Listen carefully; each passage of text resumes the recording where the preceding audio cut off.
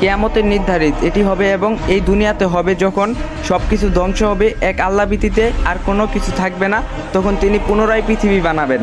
এটা রবারের মতো টেনে বড় করবেন এবং সূর্যকে পৃথিবীর নির্দিষ্ট একটা সীমানায় আনবেন। কতটুকু আনবেন তা কোনো সহি হাদিস নেই, তবে খুব কাছেই আনবেন। যত রুহ ছিল সকল রুহকে এখানে একত্র করবেন। সবাই শুধু একটা পা রাখার মতো জায়গা পাবে। এত মানুষ এত জিন, শুধুমাত্র পা রাখার জায়গা হবে। সবাই তখন ভাববে কি করেছিল তারা, কি হয়েছিল তাদের। তখন সবার মনে পড়বে তারা কোথায় ছিল। সবাই থাকবে উলঙ্গ অবস্থায়, আমি, আপনি, আপনার মা, আপনার বোন, আপনার বাবা, আপনার ভাই, আপনার স্ত্রী, যাদের জন্য এই দুনিয়া সাজাচ্ছেন।